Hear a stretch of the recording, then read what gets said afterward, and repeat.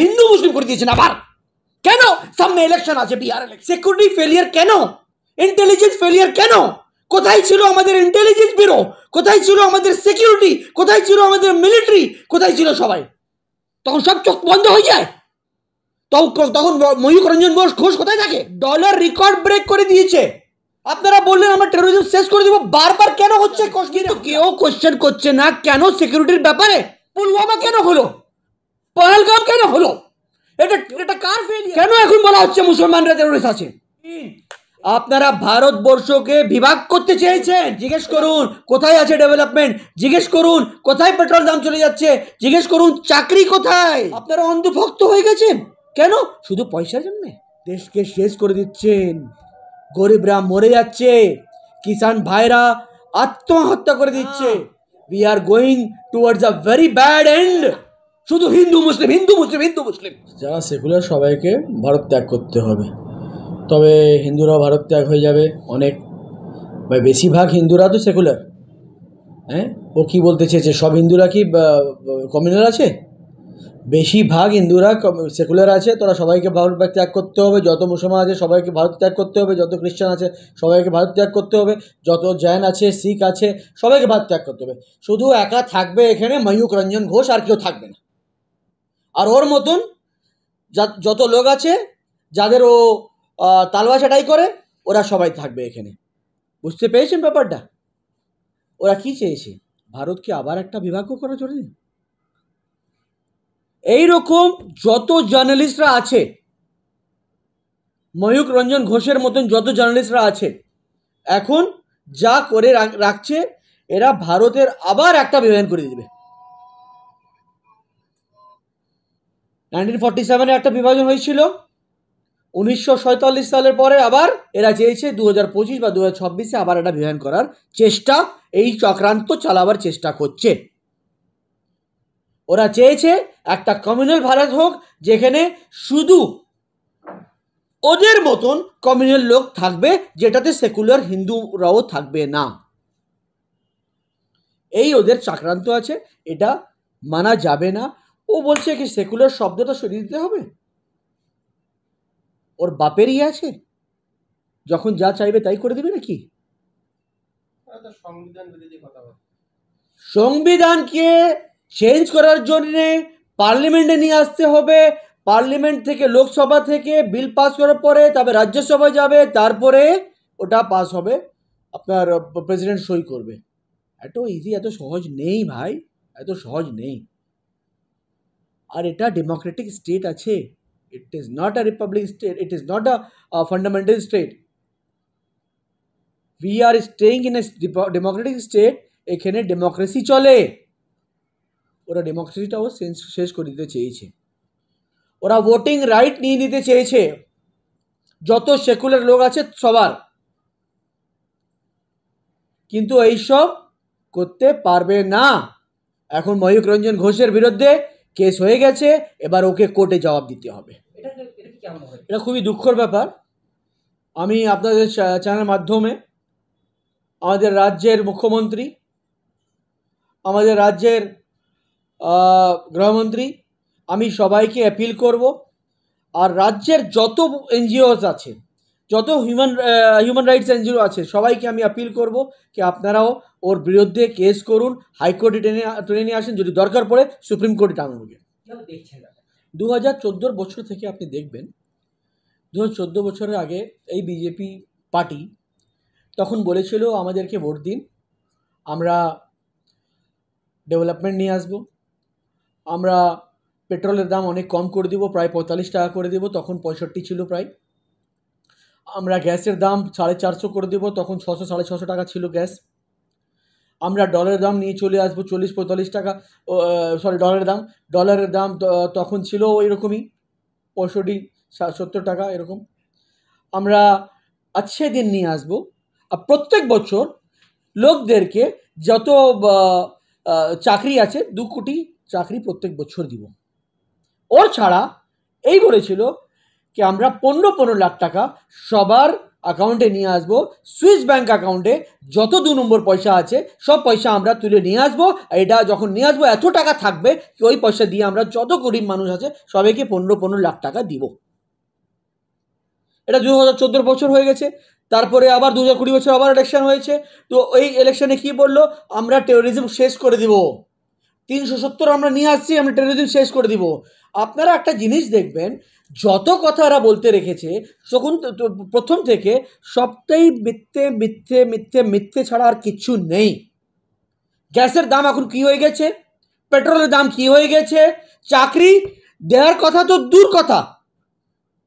Lockdown যখন হয়েছে চাকরি অনেক লক্ষ লক্ষ চাকরি লোকরা ওদের হয়ে গেছে, ছাড়া হয়ে গেছে। পেট্রোলের দাম কম বেড়ে গেছে, কত হয়ে গেছে ভাই, 100 টাকা পার হয়ে গেছে।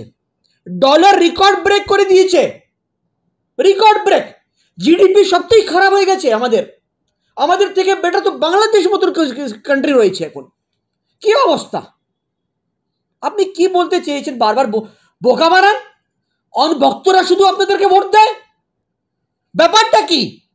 আপনারা বললেন আমরা টেরোরিজম শেষ করে দিব, বারবার কেন হচ্ছে কাশ্মীরে হামলা, পুলওয়ামা কেন হলো, পহেলগাম কেন হলো? এটা কার ফেলিয়ার? আর আপনারা এটা নতুন একটা চক্কর তুলে দিয়েছেন। আপনাদের গণের মাধ্যমে যত গদি মিডিয়া আছে এই গদি মিডিয়ার মাধ্যমে আপনারা হিন্দু মুসলিম করে দিয়েছেন। আবার কেন? সামনে ইলেকশন আছে, বিহার ইলেকশন, এই হিন্দু মুসলিম করে আবার আপনারা বিহার ইলেকশন জিতবেন, তারপরে অন্য যত ইলেকশন হবে সবাই হিন্দু মুসলিম করে জিতে যাবেন। কিন্তু কেউ কোশ্চেন করছে না কেন সিকিউরিটির ব্যাপারে, সিকিউরিটি ফেলিয়ার কেন, ইন্টেলিজেন্স ফেলিয়ার কেন? কোথায় ছিল আমাদের ইন্টেলিজেন্স ব্যুরো, কোথায় ছিল আমাদের সিকিউরিটি, কোথায় ছিল আমাদের মিলিটারি, কোথায় ছিল সবাই? এটা total failure of the government হয়েছে। কেউ কোশ্চেন করছে না, কেউ প্রশ্ন তুলছে না। কেন তুলছে না ভাই?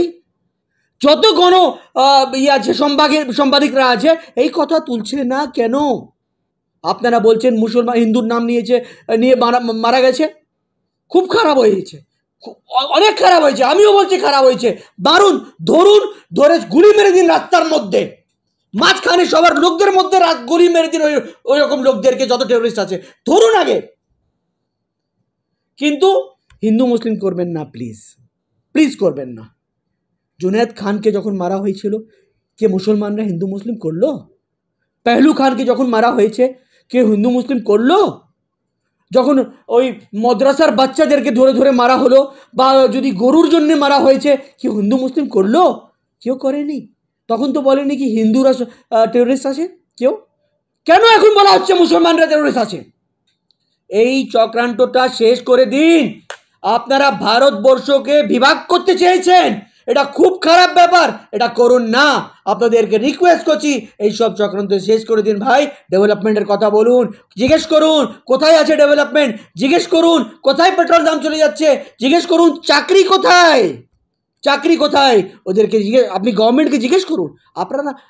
আপনারা তো জার্নালিস্টরা তো জিজ্ঞেস করবে সরকারকে কে আপনারা কি ডেভেলপমেন্ট করেছেন, কতজন চাকরি পেয়েছে, আমাদের এডুকেশনের ব্যাপার কোথায় চলে গেছে, আমাদের জিডিপি কত ভালো হয়েছে, এইসব প্রশ্ন করেন না আপনারা অন্ধভক্ত হয়ে গেছেন। কেন? শুধু পয়সার জন্যে, শুধু পয়সার জন্যে। মানে ওই রিলায়েন্স, ওই আম্বানি, ওই আদানি যারা পয়সা দিচ্ছে ওরাই শুধু ক্রোনি ক্যাপিটালিস্ট যারা আছে ওরাই চালাবে দেশ। এবার দেশকে শেষ করে দিচ্ছেন, গরিবরা মরে যাচ্ছে, কিষাণ ভাইরা আত্মহত্যা করে দিচ্ছে। এটা খুব খারাপ ব্যাপার, আপনাদেরকে রিকোয়েস্ট করছি এটা করেন না। We are going towards a very bad end. আবার বলছি, ভারতের সবথেকে স্ট্রংগেস্ট জিনিস কি আছে? আমাদের একটা অখণ্ডতা।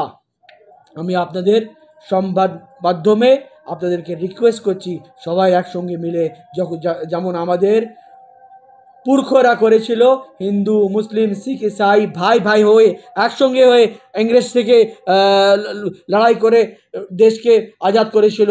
এবার আমাদেরকে একসঙ্গে হয়ে এদেরকে, এই ইংরেজের সব বাচ্চারা আছে, সব ছেলেরা আছে, তো আমাদেরকে একসঙ্গে হয়ে এদের বিরুদ্ধে লড়ে আবার আমাদের যে ভালো দেশ ছিল যেমন ছিল, সারে জাহাঁ সে আচ্ছা হিন্দুস্তান আমাদেরকে আবার করতে হবে। না আজকে একটা কথা বলুন তো, এরা তো শুধু বাড়ি ধ্বংস করতে শুরু করে দিয়েছে, বুলডোজার সরকার হয়ে গেছে।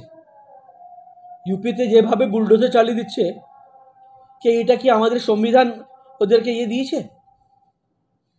সুপ্রিম কোর্ট এবার ওদের বিরুদ্ধে বলেছে এই আপনার এটা করার আপনার রাইট নেই। আর আপনারা কি করছেন? আপনার নিজের ফেলিয়ার আপনি বলছেন না, হ্যাঁ ফেলিয়ার হয়েছে, ইন্টেলিজেন্স ফেলিয়ার হয়ে গেছে, ওটা কথা বলা যাচ্ছে না কেন? কেন আমরা ডিমান্ড করছি না কি অমিত শাহকে রিজাইন করতে হবে এখন, বা প্রধানমন্ত্রীকে রিজাইন করতে হবে? কেন বলছি না এই কথা? কেন কেউ জিজ্ঞেস করছে না? এটা ইন্টেলিজেন্স ফেলিয়ার, ওদের জন্য 26 জন মারা গেছে আমাদের। ওরা ভারতবাসী ছিল, ওরা ভারতবাসী ছিল, ওরা কে ছিল?